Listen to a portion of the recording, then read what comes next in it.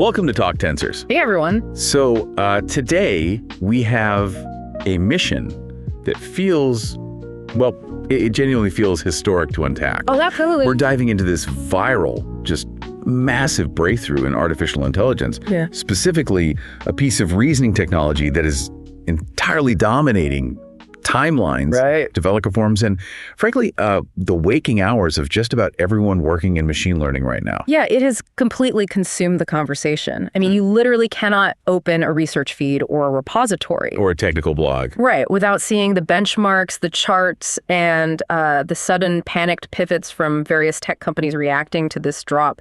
It's a seismic event in the field. So for you listening, our objective for this deep dive is to map out this earthquake. We're going to figure out what this technology is, the wildly unconventional way it was built, and why it has the entire industry buzzing. Yeah. The short version is basically this. We're looking at a breakthrough that successfully incentivizes large language models to reason using pure reinforcement learning. RL for short. Exactly, RL. And this fundamentally proves that a model can learn how to think without relying on a massive crutch of human-labeled data. The magnitude of that shift, it really cannot be overstated. Up until this specific release, the entire industry was operating under a very rigid assumption. A very expensive assumption. Incredibly expensive. The prevailing wisdom basically dictated that if you wanted to build an AI with top-tier, state-of-the-art reasoning, Like solving elite math or complex software engineering problems. right, you needed to be a massive closed-source lab. You needed an astronomical compute budget. Yep. And more importantly, a multi-million-dollar budget just to pay human experts to write out the data. And this technology shatters that assumption entirely. Completely shatters it. It brings elite, paradigm-defining, problem-solving capabilities to open-source weights. Which is wild. It is. The power dynamic just shifted from a few siloed megacorporations directly back to the broader global open-source community.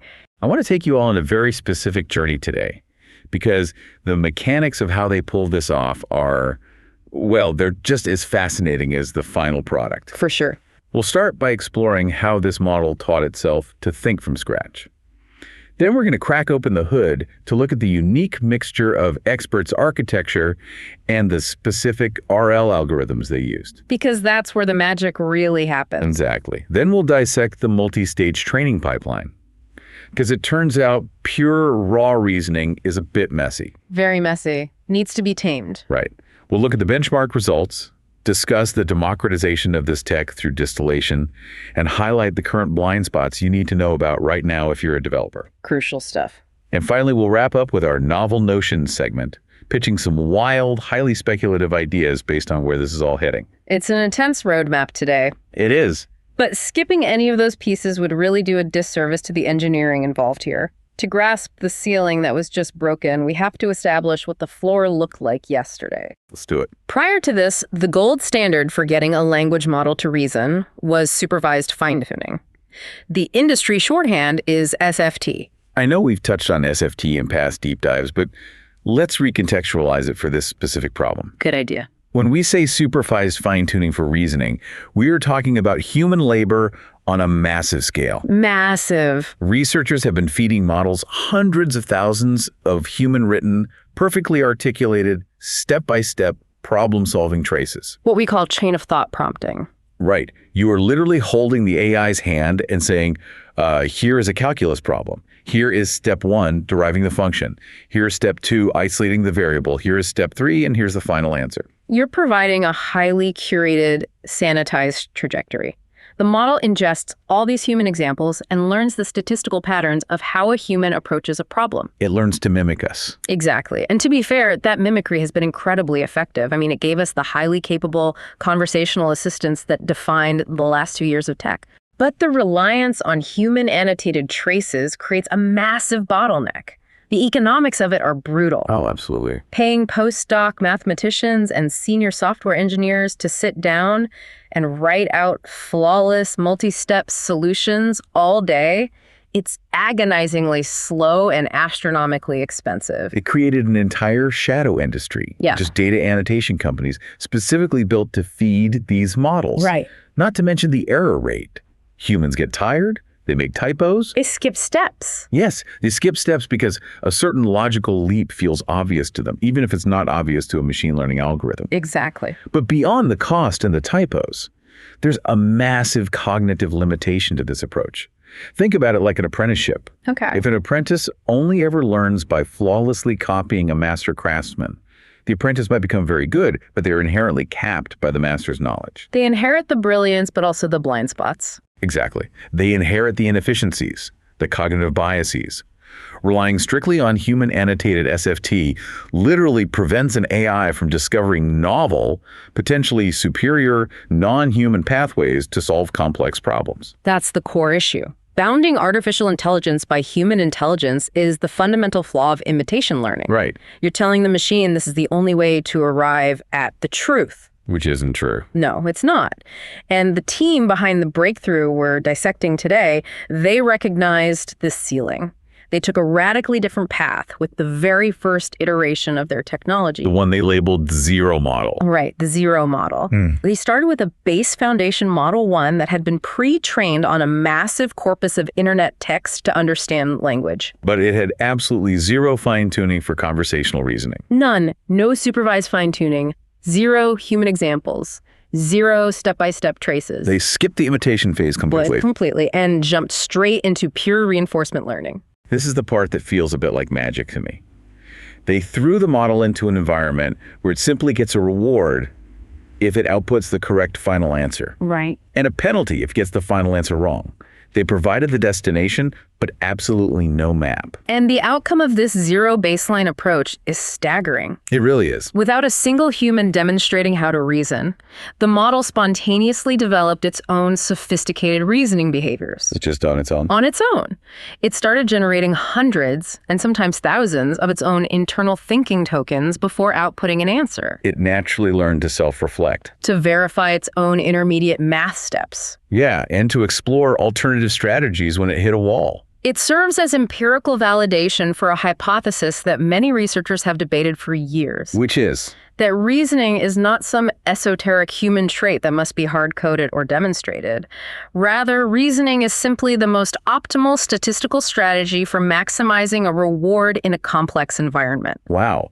So if you set up the incentives correctly, reasoning emerges organically. Exactly. The model discovers, through millions of trial and error iterations, that rushing to an answer results in a penalty. It learns that allocating computational time to lay out variables, test a hypothesis, and double-check its work yields a positive reward. Precisely. There is a specific piece of data from the training logs of this zero model that is, frankly, haunting in the best way possible. Oh, I know exactly which one you're talking about. During the pure RL training process, the model experienced a documented aha moment. Yeah. It was attempting to solve a really complex algebra equation.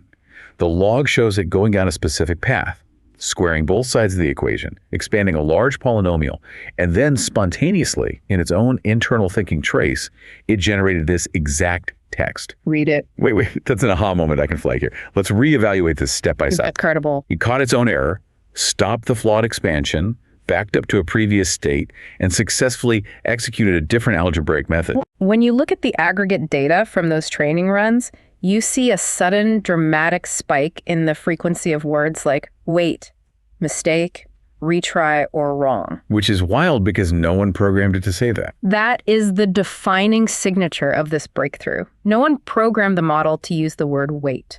The spike proves that the concept of self-correction, backtracking, and even utilizing an anthropomorphic conversational tone to pace its own logic Can emerge organically. from raw reinforcement learning. The model learned that generating the token wait acted as a highly effective mechanical pause, allowing it to allocate more computational resources to reevaluate its current logical state before proceeding. Exactly. It's like watching a neural network invent the concept of a backspace key. It realized it could undo its own thoughts. Yeah. But let's ground this. What kind of machinery is actually required to support this organic self-discovery? How do you build this? Let's get into the architecture, the algorithms, and the training recipe. The physical infrastructure supporting this is immense. The underlying base model they used is a 671 billion parameter mixture of experts architecture, commonly referred to as MOE. Right, MOE. For anyone tracking hardware requirements, 671 billion parameters sounds terrifying. It does. Historically, loading a dense model of that size into memory and running it would require a cluster of enterprise-grade supercomputers that most developers will never, ever have access to. But the MOE architecture is the cheat code for efficiency here. How so? It's the only way to make a model this knowledgeable practically usable.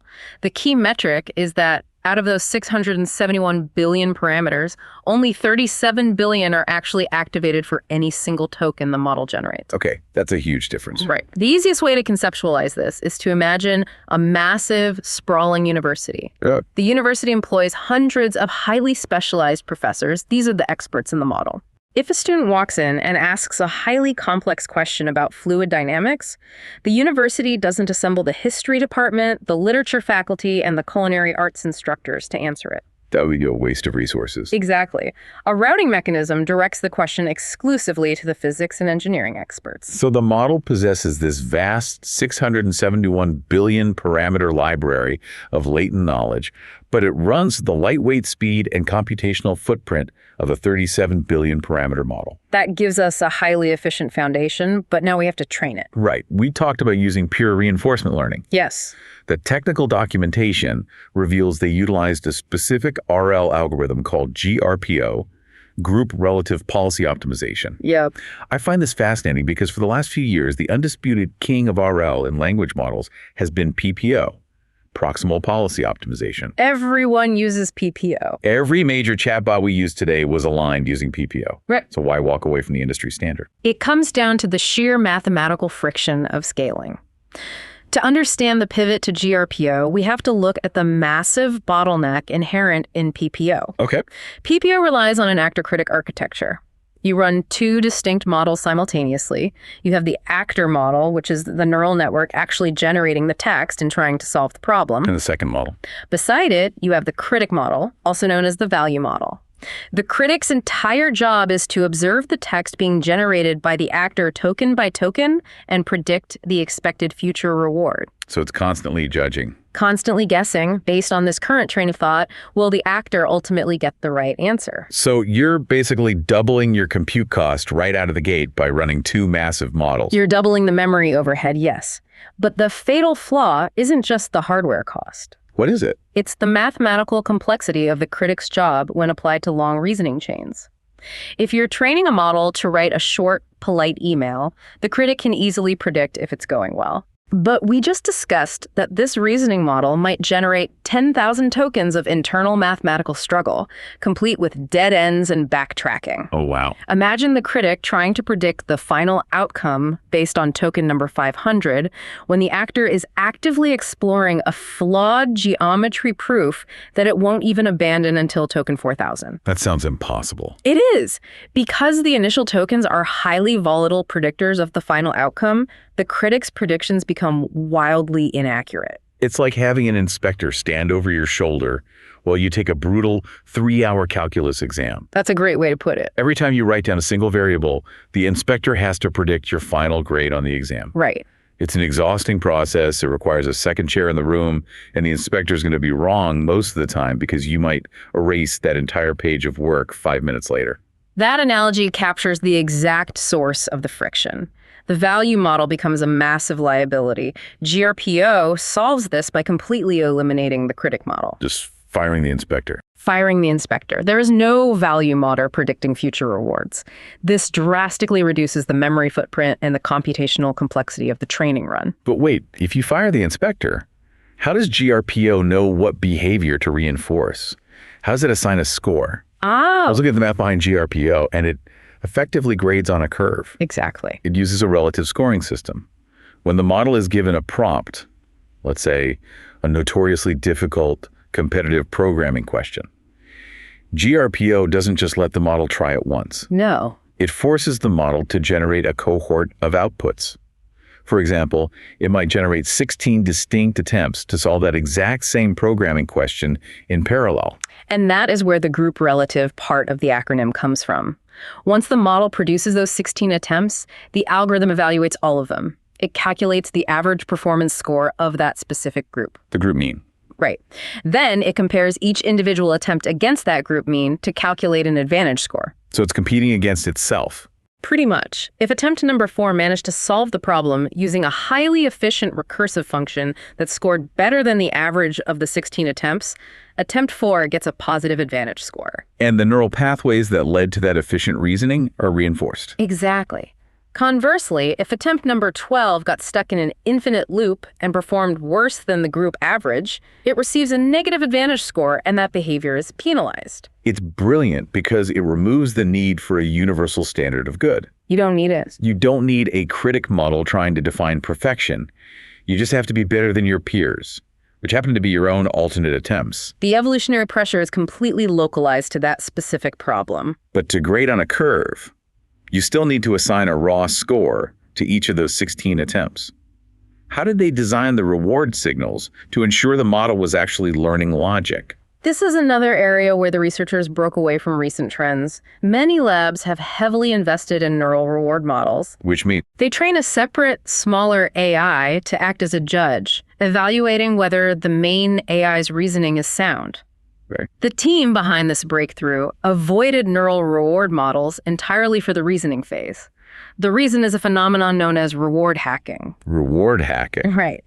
If you use a neural network to judge another neural network during massive high-speed reinforcement learning, the AI being trained will inevitably find a mathematical loophole to trick the judge. It games the system. It figures out what stylistic quirks the judge likes and outputs those to get a high score, completely bypassing the hard work of actual reasoning. We've seen wild examples of reward hacking in older AI models. You tell an AI to get the high score in a boat racing video game, and instead of finishing the race, it finds a glitch where spinning in circles continuously generates points. Classic example. It technically maximizes the reward while completely failing the spirit of the task. Yep. So if neural judges get hacked, what is the alternative? They relied on simple, infallible, rule-based rewards. Specifically, they utilized an accuracy reward and a format reward. Let's start with the accuracy reward. The accuracy reward is grounded in undeniable objective reality. Did the mathematical derivation result in the correct final number? Did the generated Python code pass the compiler tests and output the expected string? Right. There is no ambiguity. You cannot sweet-talk a compiler. You cannot trick a math equation with eloquent phrasing.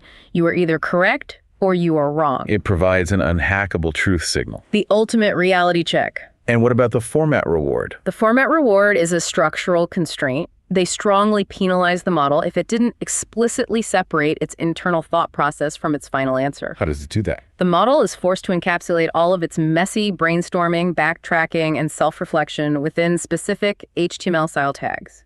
An opening think tag and a closing think tag. Okay. Only the final polished answer is allowed outside of those tags. Which is incredible for practitioners because it gives us unprecedented interpretability. We aren't just getting a magic answer from a black box. We can open the logs, read the content between the thing tags, and audit the machine's internal logic step by step. It's totally transparent. So this zero model, trained purely via GRPO with these unhackable rule-based rewards, proved the concept. It achieved pure reasoning and had those mind-blowing aha moments. It did. But the research paper is very transparent about the messy reality of the zero model. It was an absolute savant at mathematics, but it was practically unusable for a general audience. Yeah, the zero model optimized strictly for the accuracy reward. It did not care about user experience, readability, or formatting beyond the required tags. Not at all. And it manifested a highly disruptive behavior known as language mixing. Oh, this is fascinating. Because the foundational base model was pre-trained on a vast multilingual scrape of the internet, heavily indexing on English and Chinese, the zero model would wildly vacillate between languages mid-thought. So just jumping around. Yes.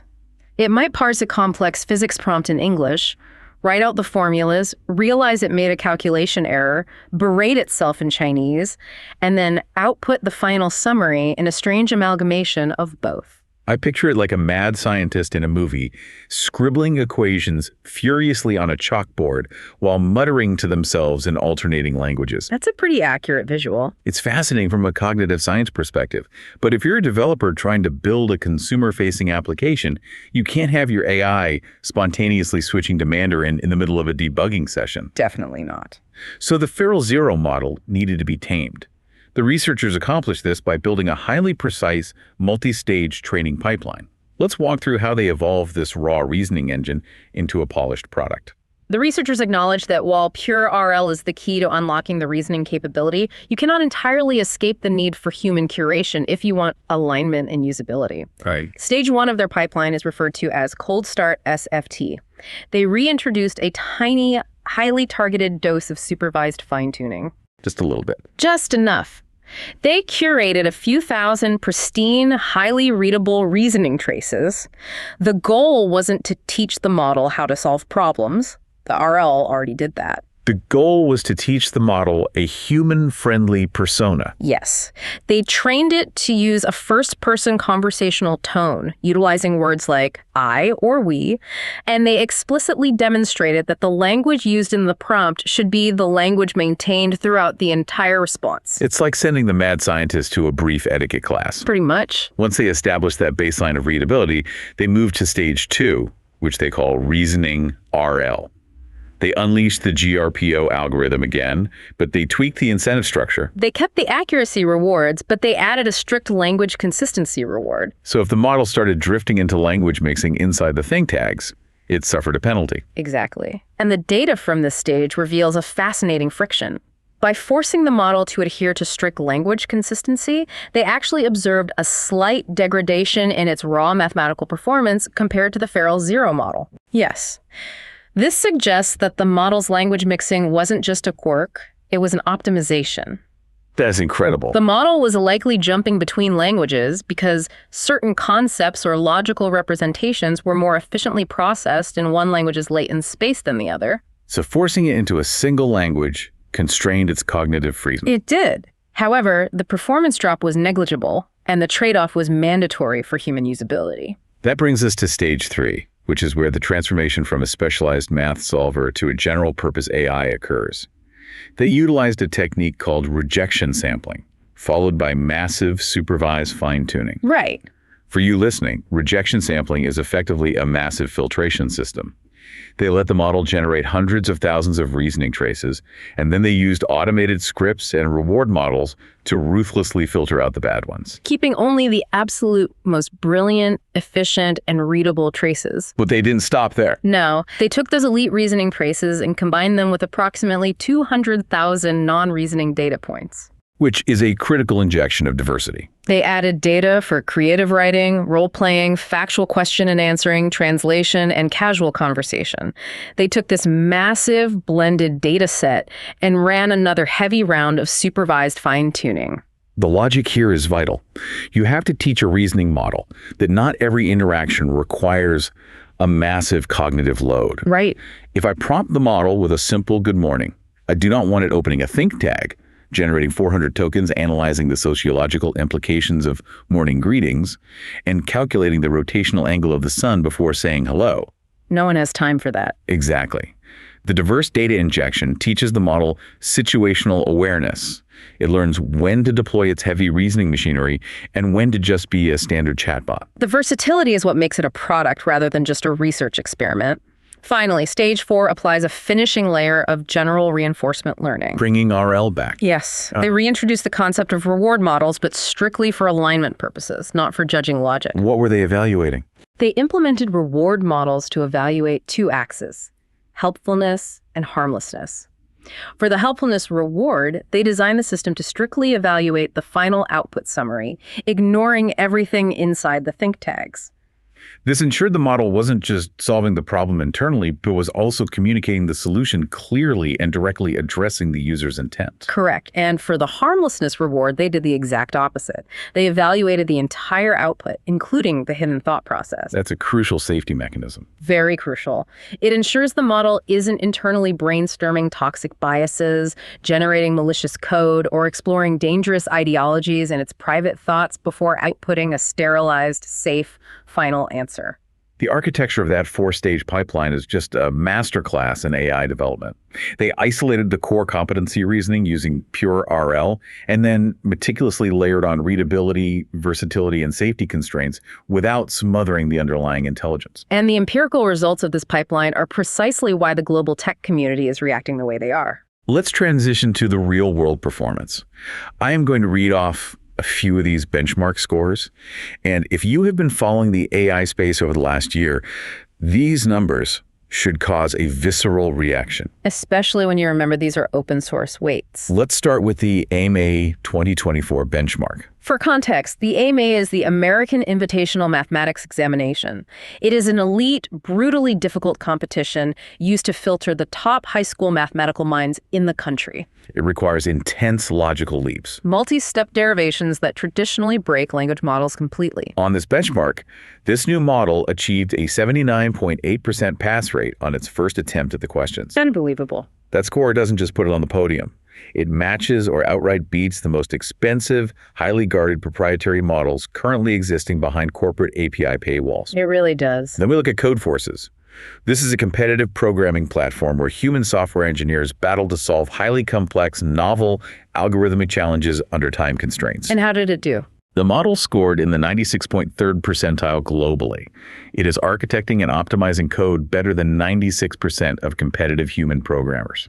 You'd think that hyper-focusing on elite math and algorithmic logic would induce catastrophic forgetting in other domains. Yeah, usually when you push a model this hard in one direction, its general language skills degrade. But the data shows incredible resilience here. If we look at the chatbot arena, which is widely considered the gold standard for evaluating general AI because it relies on crowdsourced, blind A/B testing by thousands of real humans, this model tied for the #1 overall position globally. Alongside the very best closed-source models. And notably, it achieved this under the style control settings, which mathematically penalize models that try to win human votes simply by generating longer, wordier, or more aesthetically formatted responses. Wow. It proved its substantive intelligence holds up across coding, creative writing, and general factual queries. The scores are phenomenal. But the true paradigm shift, the thing that will genuinely change how we interact with software, is how the model achieves these results. It ushers in the era of dynamic test time compute. This is arguably the most important concept we will discuss today. To understand dynamic test time compute, you have to look at the legacy models. Okay. In older architectures, the computational effort applied during inference is entirely static. If you prompt an older model with, "What is the capital of France?" It does a single forward pass through its neural network and outputs the answer. Right. If you prompt that exact same model to solve the Navier-Stokes equations for this specific fluid dynamic, it does the exact same single forward pass. It expends the exact same amount of computational energy regardless of the complexity. It has no concept of pacing itself. None. This new technology completely inverts that paradigm. It dynamically scales its computational effort based on the perceived difficulty of the prompt. It quite literally thinks before it speaks, and it thinks longer for harder problems. Let me give you a concrete example from the testing data. If you feed this model a trivial query, like what is 1 + 1, it barely registers a cognitive load. Right. It opens the think tag, generates fewer than 100 internal tokens to verify the request, and instantly gives you the answer. But if you hand it a grueling Olympiad-level combinatorics problem, the model's behavior shifts dramatically. The adaptivity is incredible. For that complex problem, the model will recognize the difficulty and authorize a massive allocation of test time compute. Like how much? It might generate 18,000 thinking tokens. It will start by brainstorming approaches. It will attempt a specific mathematical proof, hit a logical contradiction around token 4,000, explicitly state this approach is flawed, backtrack to its original assumptions, attempt a completely different algebraic method, verify every intermediate calculation, and only after an exhaustive internal struggle will it confidently output the final answer. I know a lot of developers might hear this and think, well, why can't I just brute force this with my older models? Why can't I just write a script that takes an older non-reasoning model and tells it to try the math problem 64 different times, and then I just take the most common answer? That technique is called majority voting. Right. And it is a very primitive way of trying to scale test time compute. Why does majority voting fail to close the gap with this new organic reasoning? The flaw in majority voting is that older models generate independent, isolated guesses. They possess no memory or situational awareness between generations. So they're just starting fresh every time. Yes. If you force an older model to guess 64 times, you are just generating 64 isolated instances of the exact same blind spots and hallucinations.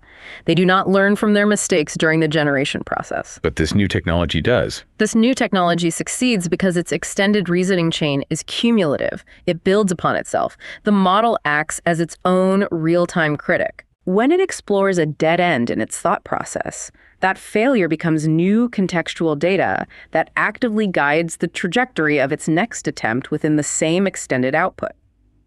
It is exploring the solution space systematically, not randomly. It's the difference between asking a terrible darts player to throw 64 darts at a board, hoping one accidentally hits the bullseye, versus a professional archer who fires one shot, analyzes the wind resistance, adjusts their grip, and fires a second shot directly into the center. That is a perfect analogy. It is adaptive, cumulative reasoning.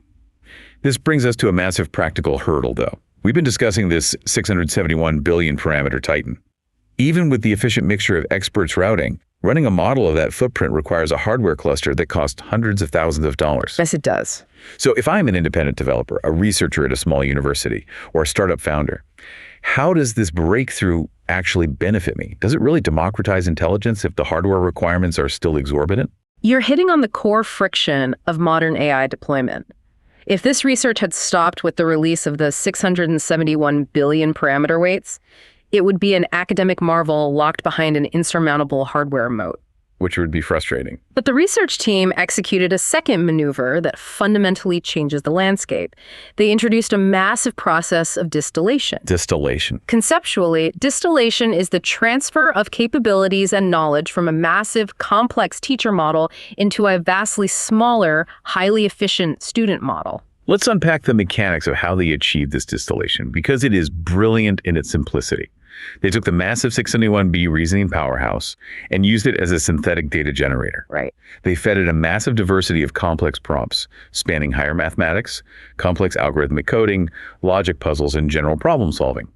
They instructed the model to solve them and output its complete, step-by-step reasoning processes. And they generated 800,000 of these pristine, highly detailed reasoning traces. They essentially commanded the world's smartest AI to sit down and write a comprehensive textbook on how to think logically. Exactly.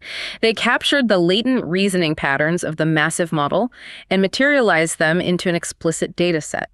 Then they took this synthetic textbook and used it to fine-tune a series of much smaller, standard, open-source base models. Now, how small are we talking? We are talking about models ranging from a minuscule 1.5 billion parameters up to 70 billion parameters. That's tiny. The underlying hypothesis was that these smaller models wouldn't need to undergo the grueling, computationally ruinous process of pure reinforcement learning. They could simply study the outputs of the teacher model and learn to mimic the patterns of reasoning. The backtracking, the step-by-step verification, the internal formatting. And the data proves the hypothesis spectacularly. The distillation worked flawlessly. These smaller models, which previously would collapse if you asked them a basic logic riddle, suddenly absorbed the reasoning capabilities and began punching massively above their weight class. It's almost hard to believe. The most extreme example is the 1.5 billion parameter distilled model. To put that size in perspective, a 1.5B model is tiny. You can run it locally on a standard laptop or even seamlessly in the background on a modern high-end smartphone without burning out the battery. Right. Yet, when they tested this tiny edge device model on the brutal AIM math test, it achieved a 28.9% pass rate. It's a number that forces you to recalibrate your expectations of scale. That tiny, highly efficient 1.5 billion parameter model completely outperformed multi-trillion parameter closed-source behemoths like Claude 3.5 Sonnet and GPT-4o on complex mathematical reasoning. That is just insane. It is a laptop model decisively beating the most expensive proprietary models on the planet in a domain strictly governed by logic. The implication for the industry is massive. It proves that we do not need to subject every single AI model to large-scale, exorbitant reinforcement learning runs to teach it how to reason. You only have to do it once. The impossibly expensive R&D phase, the pure RL exploration, only had to be done once by the giant model to discover the optimal pathways of logic. Once discovered, those pathways can be captured, distilled, and downloaded into tiny, hyper-efficient models. It is the democratization of state-of-the-art problem solving.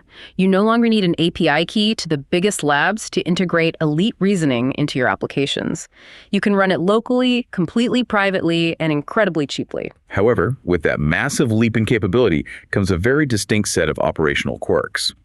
As we move to examine the blind spots, limitations, and safety concerns, it's crucial for any developer looking to implement this technology today to understand exactly where the guardrails end. The model is a genius, but it is a highly idiosyncratic genius. The first major workflow change practitioners need to absorb is prompt sensitivity. For the last 3 years, the undisputed best practice for prompting language models was few-shot prompting. If you wanted the model to format a table or analyze data in a specific way, you would provide 2 or 3 examples of exactly what you wanted right in the prompt before asking your actual question. You are establishing a rigid pattern for the model to follow. But the data reveals that this new reasoning model actually suffers significant performance degradation when subjected to few-shot prompting. Which goes against everything we've learned. It does. By feeding it rigid examples, you are artificially constraining the organic reinforcement learned logic pathways it relies on to solve problems. You are forcing the model to allocate computational attention to mimicking your specific examples rather than allowing it to autonomously explore the most efficient solution space. So developers must unlearn their reliance on few-shot prompting. Yes.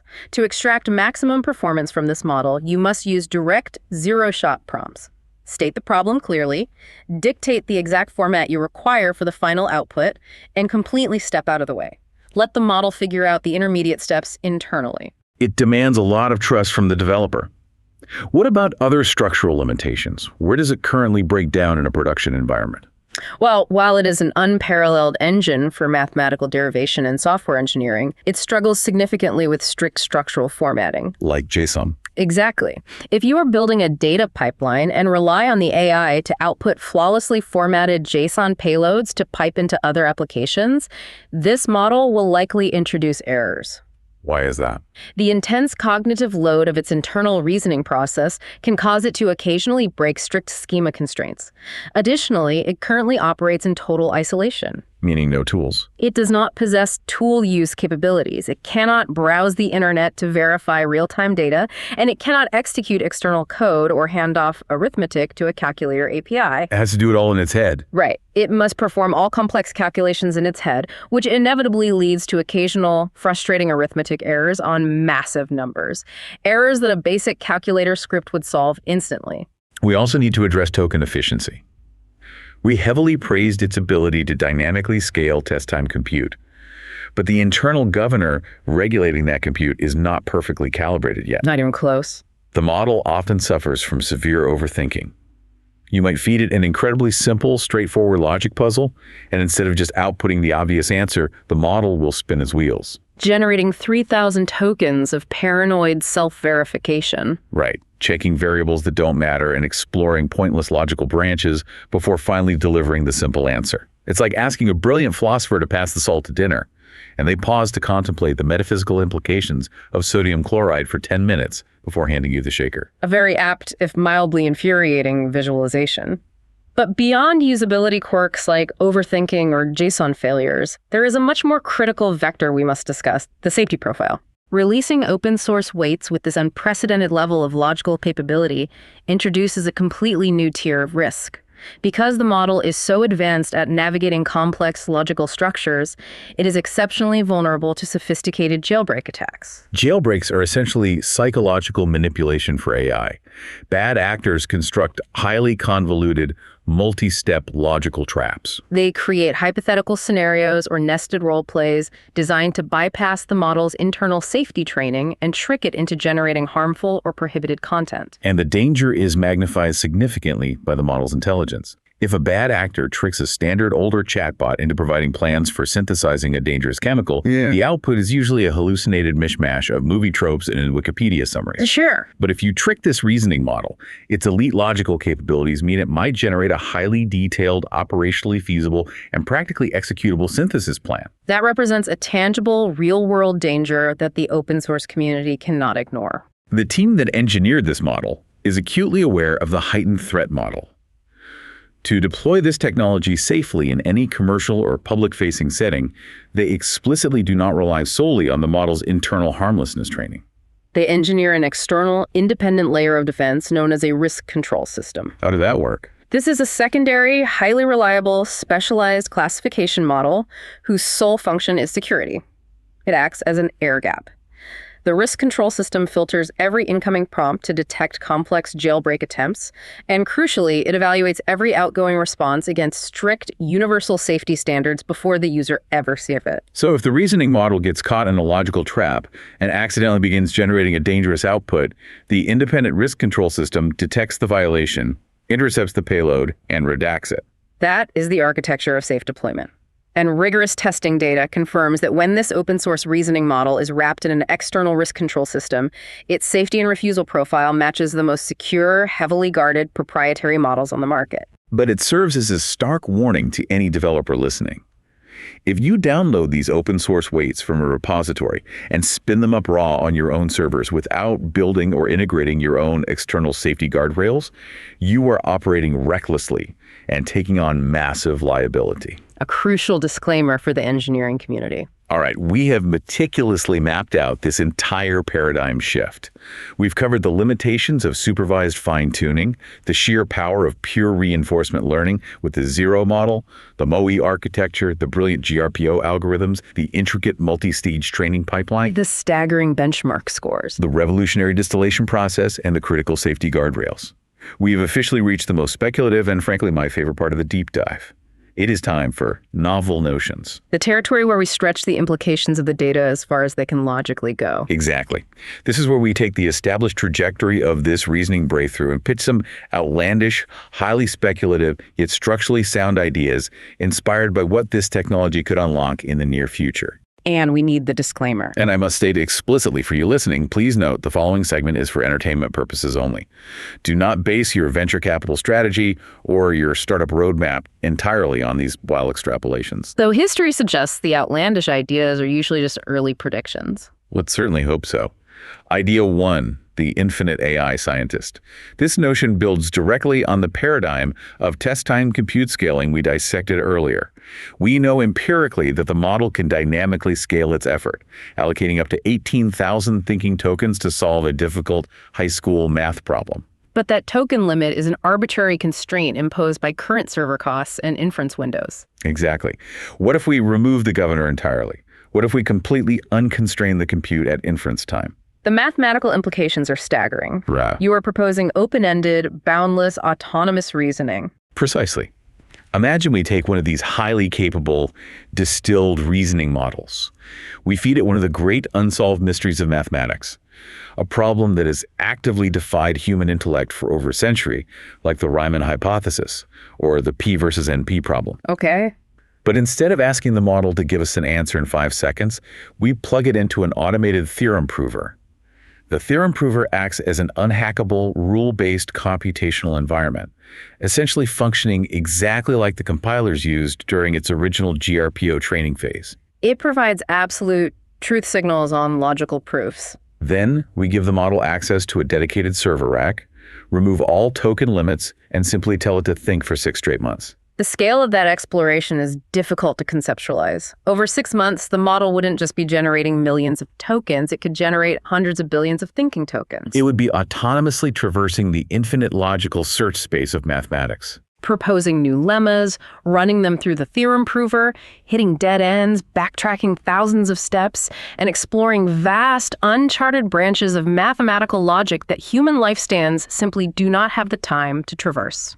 And because it possesses that internal self-reflection mechanism, it wouldn't be randomly guessing. It would be systematically accumulating knowledge and learning from every failed logical branch over that entire half-year period. It transforms the AI from a tool that summarizes existing science into an autonomous entity that actively does science. It could theoretically crack century-old problems, not by being smarter than human mathematicians, but simply by possessing the patience, the perfect memory, and the immense compute budget to systematically exhaust logic trees that are too vast for biological brains to hold. It is an awe-inspiring concept. It really is. It is the ultimate realization of what pure reinforcement learning promises, and it is theoretically sound based entirely on the mechanics we've discussed today. What's your idea? I will take idea 2, hyper-empathetic edge devices. We spent significant time discussing how the distillation process allowed a highly efficient 1.5 billion parameter version of this reasoning engine to achieve elite logic scores, rendering it small enough to run natively on a smartphone. The localized Titan Slayer. Exactly. Let's take that localized reasoning power, but instead of applying it to competitive coding or geometry, we apply it to the chaotic domain of human social interactions. This sounds interesting. Imagine this 1.5B reasoning engine is integrated deeply and silently into the background of your phone's operating system. You are sitting at your desk, stressed, and you draft a highly risky, emotionally charged text message to your manager, or perhaps a deeply sensitive email to a family member during a conflict. We've all been there. Before you hit the send button, the local AI intercepts the text payload. But it doesn't just run a spell check. It utilizes its internal thinking tokens to actively simulate emotional outcome. Wait, so it essentially opens a think tag to run a localized simulation on human empathy. That is exactly the mechanism. In the 3 seconds your thumb hovers over the send button, the local AI generates 50 distinct emotional reactions the recipient might experience. Based on what? It cross-references your drafted text against the recipient's past communication style. It backtracks internally, recognizes that a specific sentence structure you used could be interpreted as highly passive-aggressive, flags that as a mistake in its own internal thought process, and suggests a refined, de-escalated phrasing. It acts as a hyper-empathetic, highly advanced social co-processor. And the critical component here is privacy. Because the model is distilled and runs entirely locally on the edge device, your highly sensitive, messy emotional data never leaves your phone. It never hits a corporate cloud server. I find that brilliant. It takes the rigorous, multi-step verification process, originally designed to ensure a Python script compiles correctly, and repurposes it to debug the messy algorithms of human relationships. A completely private social safety net powered by on-device reasoning. It is a phenomenal application of the tech. It beautifully illustrates how horizontal this breakthrough truly is. Once you successfully teach a neural network how to think critically, how to verify intermediate steps, and how to simulate outcomes, that fundamental skill can be aimed at literally any domain. And that profound adaptability is exactly what we want you, our listener, to contemplate as you walk away from this deep dive. Think about the friction points in your own industry. How will you utilize dynamic test time compute to solve the problems that older models couldn't touch? How will you integrate tiny distilled reasoning models into your local applications and edge devices? The artificial ceiling of human-imitated AI has officially been shattered, and the wild, unpredictable era of self-taught organic machine reasoning is here. Thank you for joining us on this incredible technical journey. This has been Talk Tensors. Keep learning, keep questioning the underlying architecture, and we will see you on the next deep dive.